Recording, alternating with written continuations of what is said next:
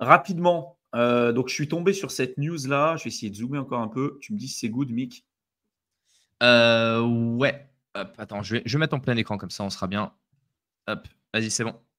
Donc, il y a eu un rapport qui avait été publié par Fidelity sur lequel je suis retombé dessus et qui prévoyait en fait un Bitcoin à 1 milliard d'ici 2038. Et il y a beaucoup de gens qui s'arrêtent là.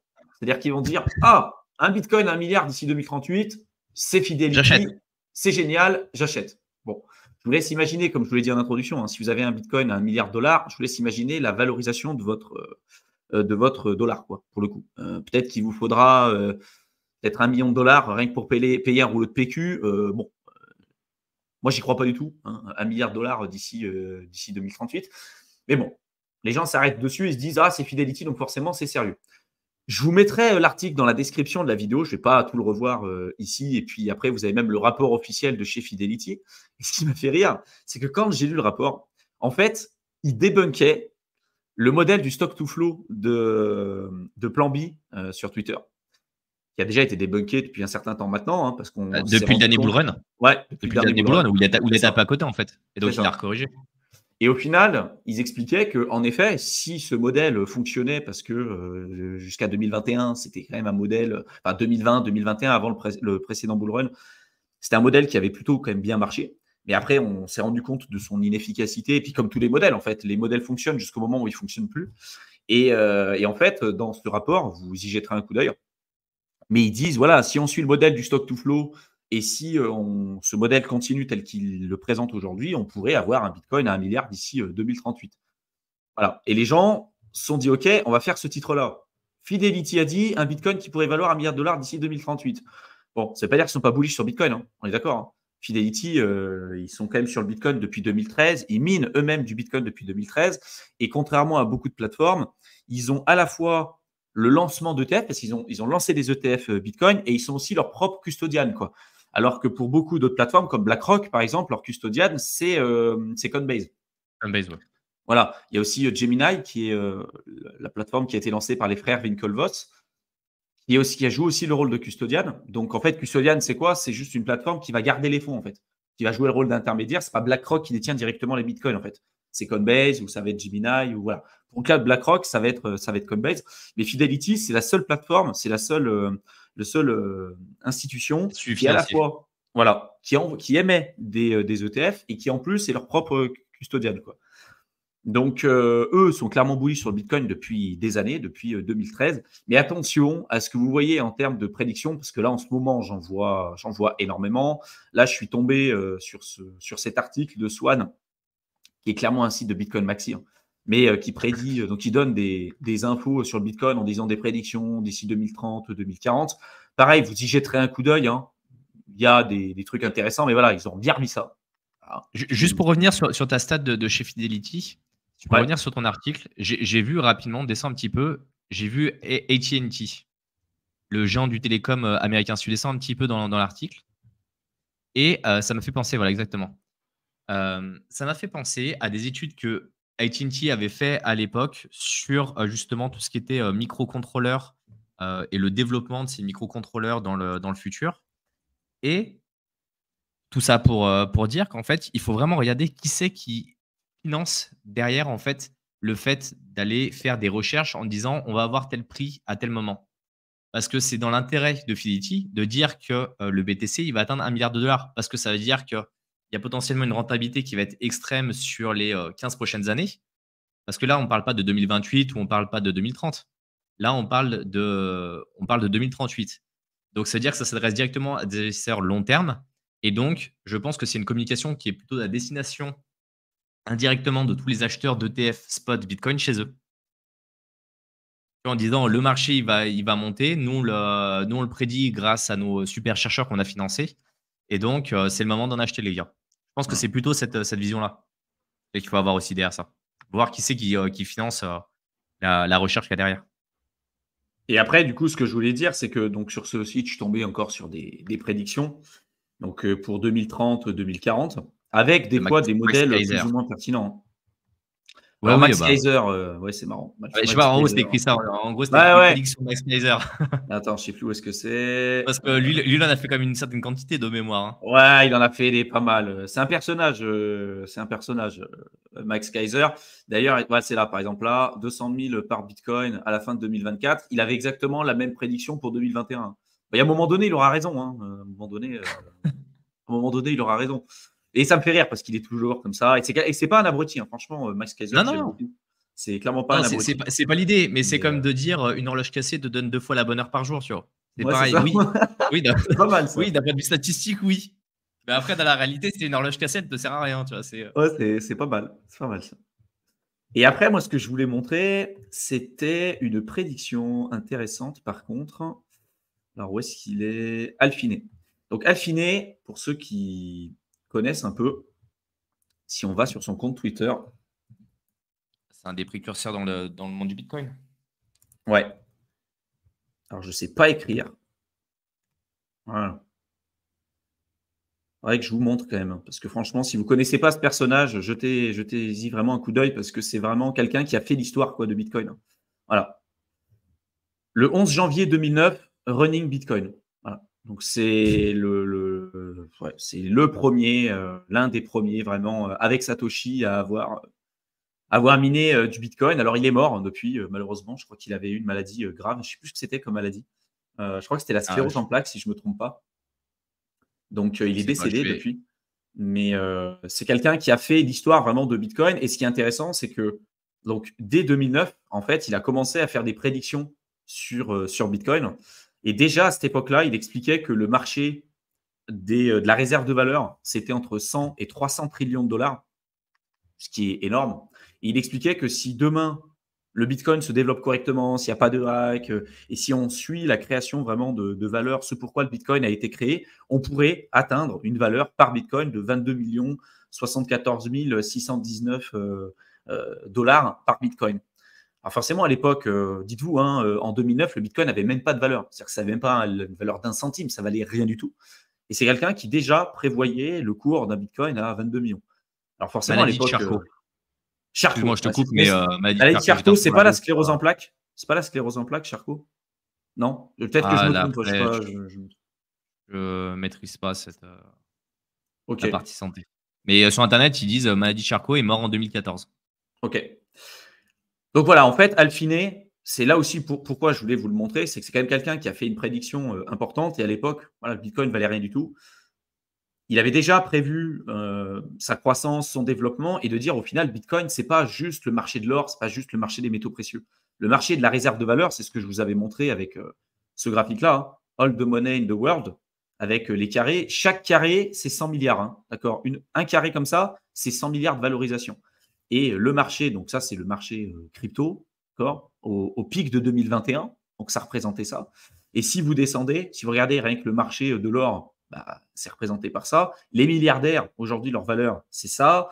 Le S&P 500, c'est ça. La monnaie supply, c'est ça. Le US stock market, c'est énorme. La dette, le marché de la dette, je vous laisse jeter un coup d'œil. Sachant que c'est des graphes L'immobilier, de 2022. Hein. Là, si ouais, on ouais, prenait en 2024, vous pouvez rajouter quelques carrés en plus hein, je vais sur encore en chacun rajouter, ouais, du marché de la dette c'est et aux clair. milliardaires. Hein. Le marché de l'immobilier qui fait aussi partie de la réserve de valeur. Hein. Regardez le nombre de carrés que ça représente. Et puis, la richesse globale au niveau mondial, quoi, que ce soit en Europe, Amérique du pardon, Nord, que ce niveau soit en Europe, ouais. Amérique du Nord et tout. Et après, il y a tout ce qui est produits dérivés, quoi. Regardez. Donc, en fait, c'est un truc de fou. Et donc, déjà, dès le départ, au-delà du fait d'être un précurseur dans ce qu'il a fait, en termes on va dire, d'action et de mise en place clairement du système Bitcoin, parce que sans lui, on n'en serait pas là aujourd'hui. C'est quand même quelqu'un qui avait une vision, pour moi, très claire de où est-ce qu'on pourrait se diriger. Après, voilà, 22 millions par Bitcoin, on est d'accord que ça paraît énorme. Il faudra voir la valorisation d'un dollar à ce moment-là. Mais c'est quand même fou de se dire que quelqu'un, en 2009, hein, en janvier 2009, pouvait faire ce genre de prédiction. Et on ne pouvait même pas imaginer que le Bitcoin atteindrait 10 dollars, 100 dollars. 1000 dollars, c'était n'importe quoi. Et au final, bah, à chaque fois, Bitcoin a éclaté les attentes, mais à la fois à la hausse ou à la baisse. Hein. Comme à chaque fois, même la crypto de Ah, manière générale, ça a été ça. Quoi. quand tu prédis un BTC à 1 million avant la fin de l'année, en général, tu l'éclates plutôt à la baisse, à moins qu'il y ait quelque chose Ouais, c'est d'extraordinaire ça. Ouais. qui se passe. Mais en fait, il y a des prédictions qui sont plus ou moins réalistes. Il y a des personnes qui essaient de se baser sur des modèles mathématiques ou sur des graphes, des choses qui sont passées pour essayer de prédire un peu. Et puis, il y en a d'autres, tu sens, qui se lèvent un matin et qui disent, ça y est, BTC 1 million demain, c'est Mmh. parti. Ouais. Et après, il y en a Après, qui ont ça fait des clair, raisons de ça le fait couler de penser, l'encre. mais Bien ouais. sûr. Après, ça fait couler de l'encre, c'est bien, les gens, ça les motive. Ça favorise l'adoption. Tu vois, les mecs qui te disent bah, prédiction à 1 milliard, prédiction à 120 000 ou à 200 000 d'ici septembre 2025, c'est bien, ça favorise l'adoption. Parce que tous ceux qui voient la lumière, ils voient passer ces chiffres-là, ils se disent waouh, super, je vais faire des énormes bénéfices. Et donc, ils viennent. Donc, l'un dans Après, l'autre, tu c'est pas vois, mauvais non plus. le consensus qu'on a quand même globalement, hein, pour beaucoup de ces prédictions, c'est souvent des sommes à 6 chiffres, hein, pour ce bull run en tout cas. Peter Brown, tu vois, c'est entre 120 000 à 200 000. 200 000. Bon, Fidelity, ok. Pochette, c'est un râteau qu'il a mis. Ouais. Shamat, donc c'est quelqu'un qui a investi sur le Bitcoin en 2013 et il a plus de 100 000 Bitcoins. Je ne sais plus comment il en avait acheté, c'était énorme. Voilà, lui, c'est plutôt 500 000 par Bitcoin d'ici 2025. Mac Kaiser, Ça ferait 200 un 000. x10 quasiment par rapport à son précédent plus haut. Ça paraît énorme quand on voit les Ouais, derniers ça paraît cycles. énorme. C'est clair, ça paraît énorme. Alors après, il y a toujours une bonne raison de dire ouais, mais là, cette fois-ci, c'est différent parce qu'il y a les ETF et tout. Ah bah, c'est Voilà. toujours différent. Chaque cycle, c'est bien maintenant. Une fois que tu t'es fait quelques cycles, tu vois qu'à chaque cycle, c'est différent. Ouais, c'est Alors ça. que Et au final, finalement, il c'est y a jamais toujours la même chose. différent. Les mecs, ils vont faire une autre excuse. Non, non, mais c'est différent cette fois. Ouais, bien sûr. Ouais, ouais. Et en T'inquiète. général, ça l'est pas. T'inquiète, on se retrouvera à la fin du cycle. Ça sera différent encore. Ouais. Max Kaiser, donc du coup, qui dit 200 000 à la fin de 2024. Lui, c'est même pas à la fin de 2025. Hein. C'est à la fin de 2024. Et je vous pose une question. Hein. Si vous avez un Bitcoin à 200 000 à la fin de l'année 2024, qu'est-ce que vous faites? Est-ce que vous pensez que 2025, ça va continuer ou est-ce que là, ça pue pas la merde et il ne faut pas sortir du marché, quoi? Moi, je serais sorti. Hein. Franchement, je vous le dis, Bitcoin à 200 000, fin 2024, c'est sûr que je suis sorti. Hein. Je ne cherche même pas. Bernstein, Eux, ils te pareil, disent. 200 000 d'ici 2025. Enfin, tu vois, Ouais, il mais y, c'est y, a pareil, un 2025, les consensus. mecs, Quoi. ils se mouillent pas. Tu vois, ça qui est drôle, c'est que les mecs, ils te mettent 2025 comme ça, ils laissent entre eux le 1er janvier et le 31 décembre en se disant, il y a au moins un an, ça devrait le faire, tu vois. Ouais, c'est clair. Mais tu vois, tu as un consensus en fait. C'est ça que je voulais montrer, c'est que tu as un consensus qui commence à se mettre en place, tout comme le même consensus qu'on avait eu sur 2021 où c'était le Bitcoin à 100 000. Bon, en général, quand il y a un consensus, ça pue. Hein. Souvent, on va dans la direction inverse. Moi, je pense quand même qu'on pourrait potentiellement aller toucher les 100 000, en tout cas les 6 chiffres. Ça serait Ce serait cohérent. ça serait Ça une serait somme cohérent importante. Et vis-à-vis du marché, ça serait cohérent. ça serait cohérent. Après, tu vois, est-ce que le marché coupera l'herbe sous le pied de beaucoup de personnes en allant chercher, tu vois, les 80 000, 88 000, 93 000 et au final, paf, tu pars en bear market pendant 4 ans, tu vois. À 100, c'est psychologique. Moi, je pense que Bah, c'est vraiment, ça. c'est psychologique. Et puis, tous les bots sont réglés sur ça. Les mecs, dès que ça va venir taper le 100 000, il va y avoir une vague de ventes qui vont passer d'un coup, en fait. Bah, clairement. Parce que ça a été programmé de cette manière-là. Donc, bon. Après, juste pour vous donner une dernière info, pour terminer, donc il y a eu le gouvernement aussi, il y a eu la news de MTGOX que Mickaël vous a présenté, et il y a eu également aussi la vente du gouvernement, la vente de Bitcoin de la part du gouvernement allemand qui a fini de dumper ses Bitcoins. Et sur cette même période, entre-temps, voilà, des grosses baleines sur Bitcoin qui ont accumulé pour 4,3 milliards de dollars de BTC pendant la baisse des prix. Voilà, toujours pareil. Les gens essayent de vendre par anticipation en se disant tiens, ça va avoir un impact sur le marché, mais franchement, par rapport à la quantité de ventes qu'on a pu avoir, parce que 50 000 bitcoins, 55 000 bitcoins, c'est pas rien hein, non plus. Ça a très peu impacté le prix quand même. Et entre-temps, bah voilà, il y a eu des baleines qui en ont profité pour faire leurs achats. Ils ont fait leurs petites emplettes. Ils sont partis ils ont à fait la leurs emplettes. Ils ont acheté pour 4,3 milliards de BTC. Ce qui renforce notre positionnement tous les deux sur le fait que c'était clairement un bear trap. Hein. Moi, je suis encore convaincu qu'on est dans un bear trap, que ça va repartir à la hausse, que la phase euphorie n'a pas encore eu lieu, que la phase de bull run, même si elle a quand même commencé, hein, on a eu déjà des augmentations de prix, mais le meilleur reste à venir. Après, attention, est-ce qu'on va avoir un cycle plus court que les fois d'avant? Ça sera à estimer avec les catalyseurs qu'on vous explique depuis un certain temps. Mais voilà, regardez vraiment, regardez ce que font aujourd'hui les baleines et ce que font les plus gros. N'écoutez pas ce qu'ils disent. Voilà, regardez ce qu'elles font. N'écoutez pas ce qu'elles disent. Et vous verrez que généralement, elles font l'inverse. Elles vont dire c'est pourri, il ne faut pas acheter. Et elles, en général, elles achètent parce qu'elles font baisser le prix. Quoi, c'est pas le principe de la vie, ça, en fait. Eh si. Faites ce qu'ils font, pas ce qu'ils disent. Si. C'est exactement ça. Bah, je vais reprendre quelques commentaires que j'ai vu passer. Hop, mince. Tiens, Romain qui dit déjà, c'est du marketing promotionnel, ils sont incapables de prédire à 100% la météo pour demain, alors 2038. Mais je suis d'accord avec toi, hein. C'est ouais, ouais, ouais. Ouais, ça fait parler, puis les gens, ils ont envie de savoir. Tu vois, d'ailleurs, les questions qu'on a à chaque fois, c'est souvent, pour vous, c'est quoi vos targets en termes de prix sur de l'Ether ou du Bitcoin, par exemple? Tu vois, parce que c'est assez compliqué à estimer, mais c'est les questions parce que les gens, l'être humain, il est comme ça, il a besoin d'être rassuré et d'avoir une idée de où est-ce qu'on se situe et est-ce que, au final, ce qu'il achète aujourd'hui, c'est un bon prix. Tu vois. Et le fait de lui dire, tu l'achètes à 160 000 ton Bitcoin, mais en 2025, il sera à 200 000, bah, il se dit, oh là là, bah, c'est bon, je peux en acheter plein. Sauf que si tu lui dis, je ne sais pas trop où est-ce qu'on va, ou alors il est possible qu'on n'aille même pas touché les 100 000 et qu'on s'arrête à 93 000, il dit, bah, c'est nul, je ne fais même pas un Je vais x2 acheter sur du mon Dodge. Bitcoin. C'est Je vais pourri. acheter du Dodge ou du PP. Bah voilà, c'est pourri. Donc, mais oui, c'est clairement promotionnel. Et donc, toujours à prendre avec des pincettes. Des fois, il y a des gens qui ont eu une renommée. Hein. Peter Brandt, c'est pas n'importe qui non plus. Fidelity, c'est pas n'importe quoi non plus. Voilà. Mais c'est pas parce que vous avez des institutions, vous avez des personnes qui ont eu des réussites par le passé qu'elles vont continuer d'avoir ces réussites par la suite. Et toujours, prenez avec des pincettes ce qui va vous être donné parce que souvent, il va y avoir un intérêt d'attirer du trafic. Et aujourd'hui, le contenu qui marche sur les réseaux sociaux, c'est ça. Ceux qui sont éternels baissiers, en général, ils sont éclatés parce que on leur dit tu sais pas ce que c'est la crypto, tu n'y connais rien, et même de la part des débutants. Et quand on dit sur Internet, là, ça va tout exploser à la hausse, on va tout exploser. Là, vous avez énormément d'interactions sur vos posts et vous êtes boosté dans l'algo parce que les gens, c'est ce qu'ils recherchent en fait. Ils ne veulent pas avoir des infos comme ce qu'on essaye de faire avec un discours qui est mesuré. En général, ce qu'ils recherchent, c'est de se dire comment je vais faire pour devenir riche, c'est quoi la crypto qui va me permettre de devenir riche. Voilà, rapidement. Et du Rien coup, c'est faire quoi les prédictions? rapidement. Il Voilà, faut bien rajouter le rapidement. rapidement. Ouais, c'est ça. Voilà. Rapidement, ça c'est. Et comme dit Brass, c'est différent quand ton ex revient. Comme quand ton ex revient. C'est Mm. exactement ça. À chaque fois, Ouais. c'est différent. Ouais, à chaque fois, c'est différent et ça dépend. C'est marrant. Cyril qui nous écoutait pour la première fois, qui me dit: «Est-ce que c'est tous les mercredis matins à 9 h?» Là, en ce moment, c'est plutôt ça, mercredi et vendredi matin. Après, ça change en fonction de nos dispos. Mais en général, on essaie plutôt de se caler, sur ce créneau-là en ce moment, ouais. Ouais.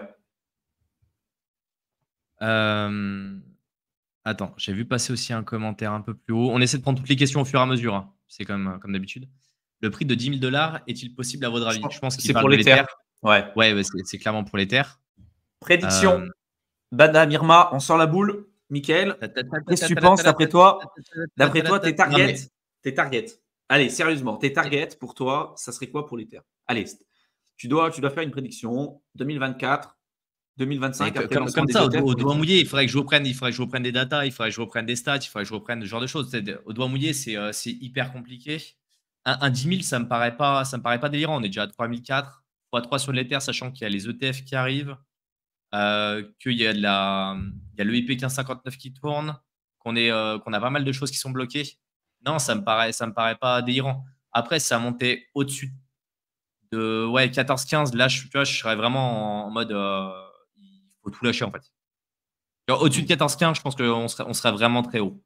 Après, en target basse, je dirais ouais, 8, tu vois, au moins un x2 encore dessus. Ouais, Je et puis vois c'est un mal x2 comment tu peux pas faire un x2. le précédent plus haut, je crois que c'était 4 700 $, tu vois. Donc même 9 000, Ouais, tu vois, tu es à peine sur un x2. tu vois, c'est ça. Ouais, un 8-10. 10, ça va être une barre psychologique aussi parce que les gens, ils aiment bien les nombres ronds. Donc, je vais dire 8 en target basse, 8-9 en target basse, 10-12 en target moyenne et allez, 14-15 en target haute. Vraiment au doigt mouillé, hein. Ouais, puis par contre, ça veut dire que les gars, je vous le dis, hein, je vous le répète, hein, et je pense que vous êtes pas prêts, hein. On a le précédent cycle, rien que quand on était sur de l'Ether, à 4 500, 4 600 $, on pouvait payer, 700, 800, 900 balles pour faire un swap, hein. C'est ça que ça veut dire aussi, hein. C'est que les frais de gaz, ils augmentent en proportion, hein. Donc si vous avez un Ether à 15 000, payer 3 000 ou 4 000 balles de frais rien que pour faire un swap, c'est possible. C'est ça que ça veut dire. Donc, je vous laisse imaginer la demande qu'il pourrait y avoir sur des Layer 1 plus rapides, avec des frais de gaz plus faibles ou ce que vous voulez, ou même les Layer 2. Voilà. Là c'est la Bérésina. Si on a un Ether à 12 000, 13 000, 14 000, là, le season, c'est la folie, là, par contre. Là, c'est. Ah bah oui, non, mais c'est pour ça. n'importe quoi. C'est pour ça que je préfère me dire, je pars un peu pessimiste au niveau du scénario. Parce qu'en fait, on va arriver sur des montants qui vont être tellement astronomiques en termes de frais, en termes d'utilisation et autres, que c'est ça, les gens ne se rendent pas compte. Quand on a connu de l'Ether à 4500 et qu'on a fait des swaps à ce moment-là, que ça nous arrache un bras à chaque fois qu'on se fait un swap, tu dis, ben non, en fait, ça ne peut pas tenir. C'est pour ça que. Mais après, il y a la partie verrouillage. J'ai eu pas mal de choses qui ont bougé quand même depuis 2021. Et je pense, ouais, à son sommet, on devrait être dans ces eaux-là. Après, peut-être que je suis biriche, hein. Et je l'assume, mais je préfère sortir plus bas que d'attendre un top qui n'arrivera jamais et de me faire rincer. Ben, tu as des prédictions sur l'Ether sur lesquelles je suis tombé, des mecs qui disent Bitcoin 300 000, Ether 25 000. Je me dis, putain, mes frères, imagine 25 000 sur l'Ether. Enfin, à quel moment tu as encore de l'Ether à 25 000? Enfin, tu vois, genre. Bah, si tu es rentré à 15 ou tu es rentré à 20. Parce que ouais, mais voilà. Pour que le prix monte. Faut oublier qu'il y en a qui rentrent à ces tarifs-là. Quand tu le vends, quand tu vas le vendre à 15 000, on va dire, pour mettre une target haute, tu le vends à 15 000, il faut bien qu'il y en ait un qui te l'achète en face. C'est pas les plateformes, c'est pas Binance qui va se dire, bah tiens, vas-y, moi je vais accumuler. Ah non, c'est clair. Il marche pas comme ça. Donc ceux qui sont rentrés à 15 000, ils ont deux options. Soit ils sont rincés, soit ils arrivent à trouver quelqu'un qui le vende à 20. Et ça, c'est le jeu du dernier arrivé. Hein. Ah bah là quand tu arrives sur des niveaux comme ça, quand tu achètes les euphories, là, tu joues, là, tu joues avec une bombe dans la main. Là, tu es avec une bombe et tu dis je te l'envoie, tu me la renvoies, je te l'envoie. Et puis si c'est toi qui te la chopes en berre, c'est bon. Hein. Ouais, voilà. Donc c'est pour ça que je me dis à partir de ces tarifs-là, c'est-à-dire que si tu dis que les frais suivent ce qu'on avait connu sur le dernier bull run, tu dis on a à peu près $600 pour faire un swap. À $4 000, tu dis tu te retrouves à $1 800 pour faire un swap quand ça en vaut 12 000. Ça commence à piquer quand même. Hein. Ouais. Le bloc, il est cher là. Hein, l'intérieur du bloc. Mais c'est sûr qu'on aura, si on arrive sur ces montants-là, on aura une alt season qui va être dingue. Déjà, ne serait-ce qu'avoir un Ether à 8000, on a une alt season qui va être assez impressionnante. Ouais, puis après, ça dépend de votre prix d'achat. Il y en a beaucoup qui vont dire ouais, mais regarde, 8000, c'est à peine un x2. Par rapport à ce que j'ai fait. Bah ouais, mais par rapport à la TH. En fait. Bah ouais, mais ça dépend du prix d'achat, c'est ça. Si tu as acheté de l'Ether, comme ce que nous on disait sur 2022-2023 et que tu l'as acheté presque au bottom, bah tu es presque sur un x5, x6, quoi. Voilà. Et si tu en as acheté encore sur le cycle d'avant, toutes les vidéos. Les gens qui vont faire x5, x6 vont te dire c'est pas assez non plus. Tu vois, ah ben ouais, mais voilà, c'est ça qui est pas assez. Le mec qui te fait un x2, il va te faire un x2 en, on va dire, 1 an et demi ou 2 ans là, il va te dire mais c'est pas assez, c'est pas beaucoup, c'est rien. Si x5, x6, c'est pas intéressant. C'est ça. Si x5, x6, c'est pas intéressant pour toi, c'est que tu n'as pas mis assez d'argent. Voilà, point barre. Ça ne veut pas dire que tu ne peux pas aller plus haut. Ça ne veut pas dire que tu dois te contenter uniquement de ça. Mais je veux dire, c'est déjà des performances exceptionnelles. Voilà. Un x5, x6 en 1 an et demi, c'est exceptionnel. Les gens ne le comprendront pas parce que dans la crypto, c'est forcément le x100. Voilà. Et en général, le x100, ça se termine par un x0. Donc, tu récupères que dalle et tu finis un fois moins 100. Voilà. Tu rajoutes le moins devant, en fait. Et au lieu de te dire, je conserve mon capital, je le développe avec le temps et je réinvestis et je développe ma boule comme ça au fur et à mesure, bah non, les gens, ils arrivent, ils veulent faire un truc à marathon rapidement, ils finissent cramés, ils n'ont plus de capital et ils refont la même chose le cycle d'après. Et en attendant, les cycles évoluent. Les mecs, ça fait 8 ans, 10 ans qu'ils sont en crypto, ils n'ont jamais gagné un copec parce qu'à chaque cycle, au final, ils sont éclatés. Ça, c'est la réalité, les gars, ce que je vous dis. Justement, il y a des questions. Mais à quoi ça sert un Ether à 10 000 avec des frais à 4 000? Je ne ferai jamais un swap, c'est trop dur psychologiquement. Alors, en fait, faut bien comprendre que l'Ether, ce n'est pas juste pour faire des swaps. L'Ether, ça sert quand même à tout un tas d'autres choses. C'est le combustible, on va dire, de base pour le fonctionnement de la blockchain Ethereum. Et la blockchain Ethereum, comme je vous disais, ce n'est pas juste la partie DeFi. Il y a plein d'autres choses. Il y a plein d'autres projets. Et quand on arrive à des frais qui sont démentiels sur la blockchain Ethereum, dites-vous bien que les R2, les frais, ils vont augmenter aussi. Hein.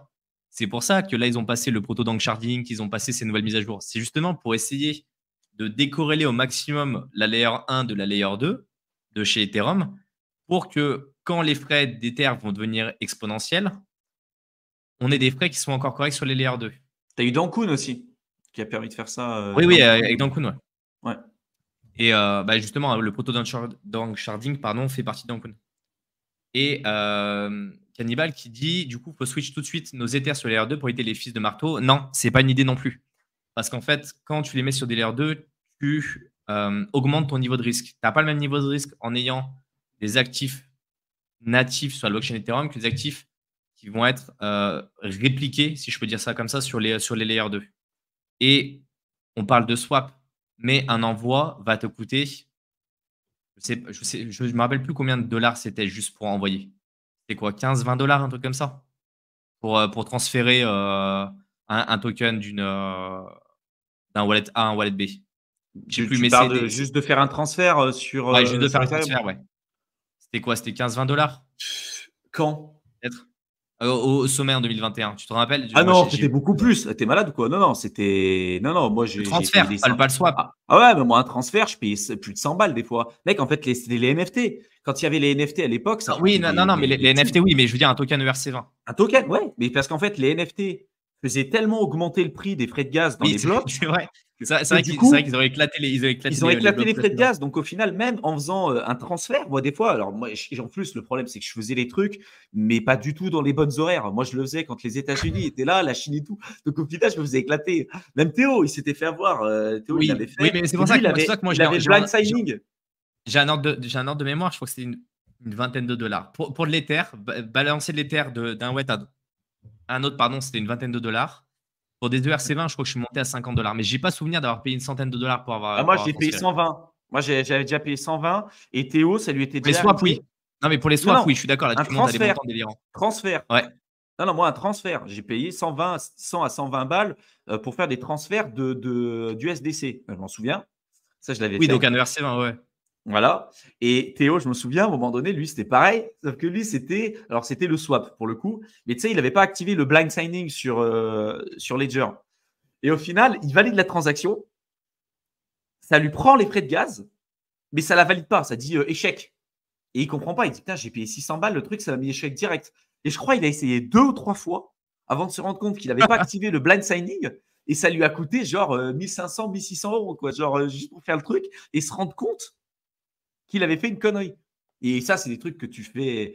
Enfin, ça arrive en bull run, mais prenez votre temps, quoi. Quand vous vous dites, là, c'est urgent, il faut que je fasse un swap, il faut que je fasse un truc, c'est jamais urgent. C'est là où on voit qu'on est greedy dans ces moments-là. Parce que passer un swap à 600 dollars, tu te dis, mais à quel moment, hormis si tu as un bag qui est vraiment conséquent, mais passer 600 dollars frais, tu te dis, mais non, en fait, il y a d'autres manières de faire. On va sur une plateforme centralisée et autres. Vince qui dit entre 100 et 200 dollars à un moment. Ouais, c'est possible. C'est que moi, en général, j'étais pas sur le même fuseau horaire. Donc, c'est vrai que j'arrivais à m'en tirer pour moitié. Mais en pleine journée, je veux bien croire que ça soit monté. Je me suis fait éclater. Et donc, imaginez, juste un transfert de RC20.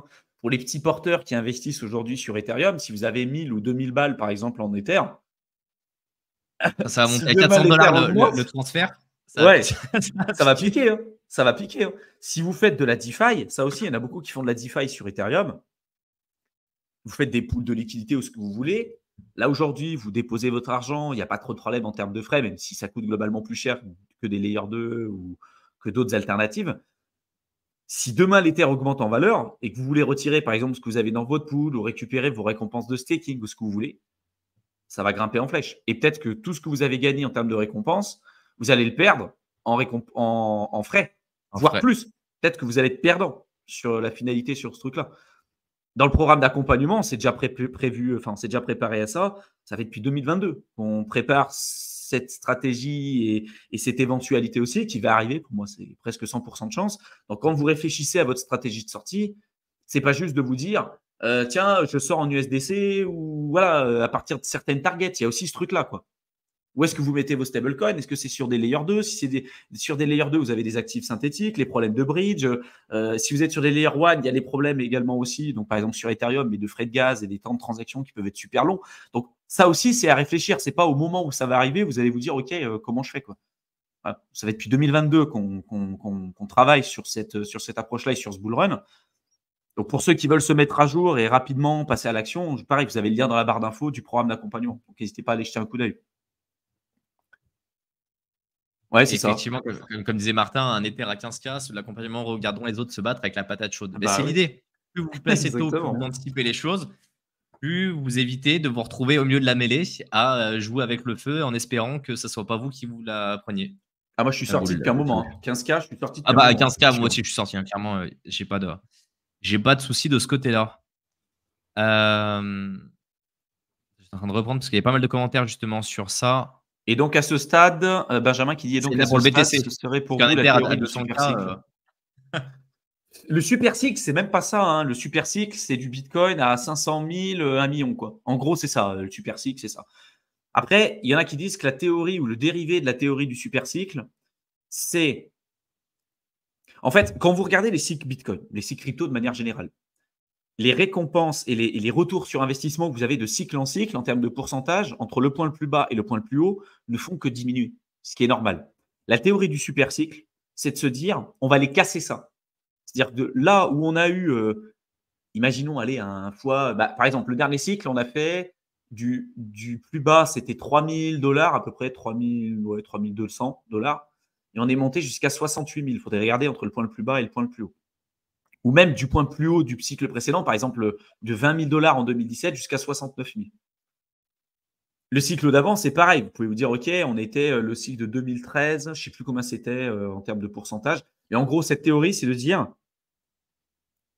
là où on a eu des baisses de rendement de cycle en cycle, du point le plus bas jusqu'au point le plus haut, là, on n'aurait plus ça. C'est-à-dire qu'imaginons qu'on soit sur un x7 sur le cycle précédent. Là, vous seriez sur un x50 sur ce cycle. Est-ce que ça vous semble probable, sachant que depuis le départ, depuis 2009, où le Bitcoin a été lancé, on a eu à chaque fois des baisses de retour sur investissement de cycle en cycle, ce qui est normal, forcément. L'énergie économique pour faire augmenter le prix n'est pas la même. nettement plus Les importante, elle n'est capitaux pas la ne sont même. pas les mêmes. C'est Plus on ça. monte, plus il faut des capitaux qui sont importants pour arriver à faire. Et la volatilité baisse aussi. Hein. La volatilité à la baisse, elle fait que diminuer, elle se lisse avec le temps, ce qui est normal. Mais en gros, cette théorie de super cycle, c'est de dire on va les briser ça, quoi. Donc, si on passe d'un Bitcoin au plus bas, c'était combien? C'était 15 000 $, quoi. À peu près 15 000 $ sur ce cycle. Je vais aller checker, mais oui, on doit être dans. Peut-être un chouille plus. Peut-être 16 000, je ne sais plus. Ouais, 15-16 000. Ouais. Pour aller taper les 200 000, c'est plus d'un fois 10, quoi. C'est possible, hein. Franchement, je ne dis pas que c'est impossible, j'en sais rien. Hein. Ouais, 15 là, 500, pour moi, il y a des 14-6, 14-1. J'ai un 14-1. Voilà. On n'est pas, pour moi, 200 000, on n'est même pas encore sur une théorie de super cycle. Quoi. La théorie du super cycle, ça déconne. Hein. C'est en mode 500 000, 1 million. Quoi. Tu vois, quand tu as des prédictions, même à 300 000 $ pour le Bitcoin, pour moi, on commence à arriver là-dessus. Quoi. Et ça, pour le coup, j'y crois pas du tout. Théorie du super cycle. C'est possible. Voilà, la probabilité, tu n'as jamais une probabilité égale à 0. Mais franchement, j'y crois pas du tout. Et si vous avez acheté du Bitcoin, comme nous, tu vois, 16, 17 000 sur ce cycle, et vous n'allez pas attendre 200 000 ou 300 000 pour récupérer des bénéfices. Vous en prendrez avant, en fait. Ah non, j'ai dit une connerie, pardon. 16 006. C'est que ma souris, c'était des cahiers sur le côté. Voilà. C'est ce qui me semblait. C'est ce qui me semblait. Non, non, c'est parce qu'en fait, maintenant, là, sur CoinMarketCap, tu as l'espèce de bulle là, avec les infos qui sont trop. Ouais, c'est chiant avec les news. Voilà. Et du coup, en fait, ça avait déplacé mon curseur et du coup, j'étais à côté. Ouais, c'est ça. Et donc, pour moi, c'est pas illusoire, dans le sens où ça reste quand même probable. Les 6 chiffres, je pense qu'on va les taper. Après, attention. Voilà. Attention au consensus. Exactement. Ouais. Ça peut être cohérent. Après, moi, j'attendrai pas 200 000 pour prendre des bénéfices. Toujours pareil. Et c'était pareil. Non, mais la question, c'est est-ce que vous êtes obligé d'attendre les 100 000, pareil, pour commencer à prendre des bénéfices? Ouais, c'est ça. Déjà ça. Anthony qui dit, tout comme la thèse du blow-off top pour les fins du bull run qui n'est pas arrivée en 2021 alors que c'était la thèse de tout le monde. Exactement.